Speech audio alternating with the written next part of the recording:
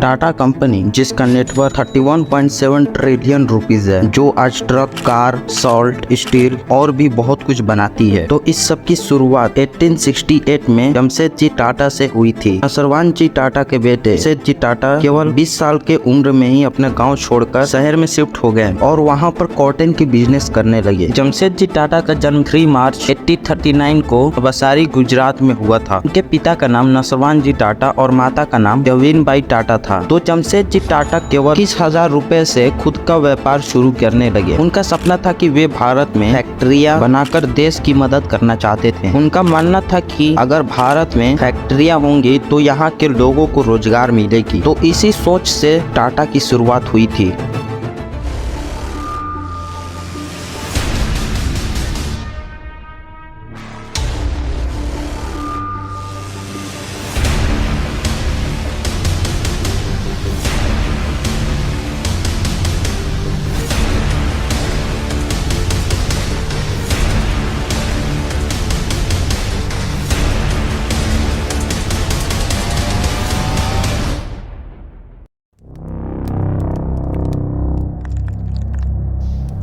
जमशेदजी टाटा ने अपनी शुरुआती पढ़ाई मुंबई की फिनिस्टन कॉलेज से की थी, लेकिन उन्होंने अपनी पूरी पढ़ाई नहीं की। लेकिन उनका बचपन से ही व्यापार में बहुत ज्यादा नॉलेज थी। उन्होंने अपनी पहली बिजनेस हांगकांग में एक ट्रेडिंग फार्म के साथ शुरू की। उन्होंने इंटरनेशनल ट्रेड के तौर तरीके के समझा, जिससे उन्हें आगे बढ़ने में बहुत ज्यादा मदद मिली। जमशेदजी टाटा ने अपनी जिंदगी में कई देशों की यात्रा की, जिससे उन्हें वहाँ पर बहुत कुछ सीखने को भी मिला। उन्होंने यूरोप, अमेरिका, जापान की यात्रा की, जिससे उन्हें वहां की टेक्नोलॉजी को क्लोज से ऑब्जर्व करने का भी मौका मिला। उन्होंने इंग्लैंड की यात्रा की, जहां पर उन्होंने इंडस्ट्रियल रेवोल्यूशन के इम्पैक्ट को देखा। वहां पर उन्होंने इंग्लैंड की फैक्ट्रियों को, टेक्नोलॉजी को देखा और वहां पर काम करते हुए सारे लोगों को भी। अमेरिका, उन्होंने अमेरिका में स्टील इंडस्ट्री और बड़ी इंडस्ट्री, वहां के टेक्नोलॉजी एडवांस और लार्ज स्केल प्रोडक्शन से उनके देशों का इकोनॉमी कैसे ऊपर हो रही है। जापान की यात्रा में उन्होंने देखा कि कैसे एक छोटा सा देश इतना टेक्नोलॉजी और ऑर्गेनाइजेशन स्किल से देश को कितनी तरक्की मिल सकती है। इन यात्राओं ने जमशेदजी टाटा को यह सोचने पर मजबूर कर दिया, अगर भारत में भी ऐसी इंडस्ट्रियां बनाई जाए तो देश की विकास में बहुत ज्यादा योगदान हो सकती है। वे चाहते थे कि भारत भी इंडस्ट्रियल टेक्नोलॉजी एडवांस कंट्री बन जाए, जिससे यहाँ के लोगों को रोजगार और बेहतर जिंदगी मिले। इन प्रेरणाओं से उन्हें भारत में टाटा स्टील और टाटा पावर जैसी कंपनियों को खोला, जिससे भारत के विकास में बहुत ज्यादा मदद मिली। जमशेदजी का सपना स्टील, एनर्जी और एजुकेशन आकार लेने लगी।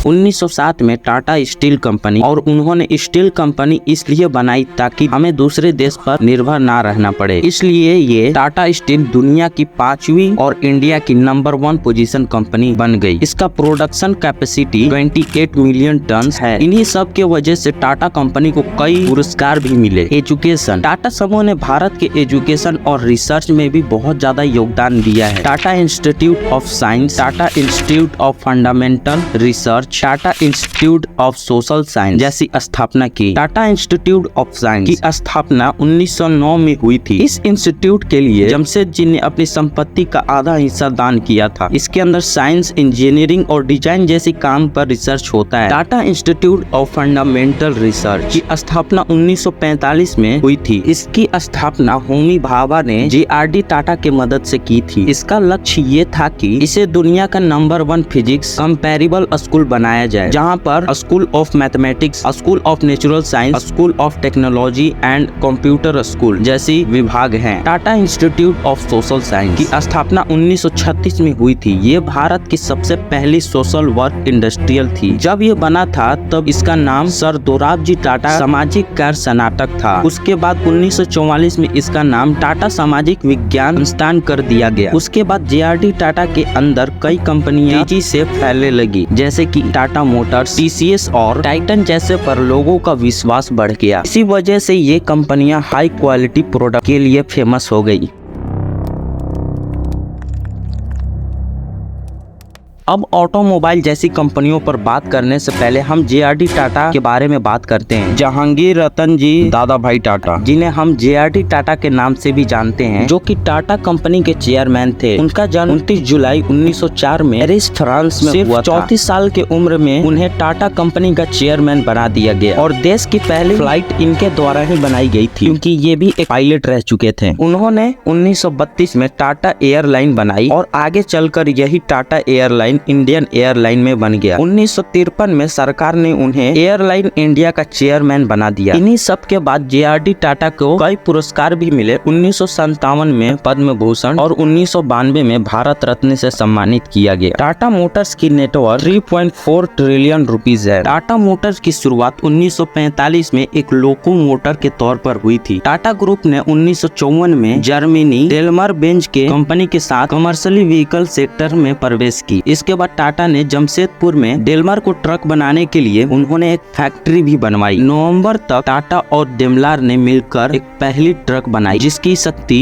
90 से 100 हॉर्स पावर और 3 से लेकर 5 टन थी। कई सालों तक कमर्शियल व्हीकल बनाते बनाते 1991 में टाटा ने सीरिया नामक एक कार को लॉन्च करके कारों के बाजार में भी कदम रखा और एक एक करके कार लॉन्च की। टाटा स्टे 1992 में, टाटा समूह 1994 में और टाटा सफारी 1998 में लॉन्च की। ग्लोबलाइजेशन के इस दौर में टाटा समूह ने दुनिया भर में अपनी पहचान बढ़ा ली। उन्होंने दूसरे देशों में भी कंपनियों को खरीदा और उनके साथ मिलकर काम करने लगी। इससे टाटा समूह ने अंतर्राष्ट्रीय स्तर पर भी अपना एक पहचान बना लिया था। तो इन्हीं सब में आता है जैगुआर और लैंड रोवर। 2008 में $2.3 बिलियन में टाटा मोटर्स ने अपना उत्पाद बढ़ाने के लिए और अपना बाजार भी बढ़ाने के लिए यह कदम उठाया। उसने अमेरिकन कंपनी से फोर्ड से ब्रिटिश जैगुआर और लैंड रोवर को खरीद लिया। टाटा मोटर्स ने $2.3 बिलियन नगद देकर जैगुआर और लैंड रोवर को पूरी तरीके से खरीद लिया। इस खरीद में टाटा मोटर्स ने इस ब्रांड के किसी भी कर्ज को नहीं लिया, यानी कि यह सौदा पूरी तरीके से कर्ज मुक्त था। यह खरीद टाटा ग्रुप के लिए बहुत महत्वपूर्ण थी। अब टाटा मोटर्स के पास 2 ब्रिटिश प्रसिद्ध ब्रांड आ चुके थे, जैगुआर और लैंड रोवर।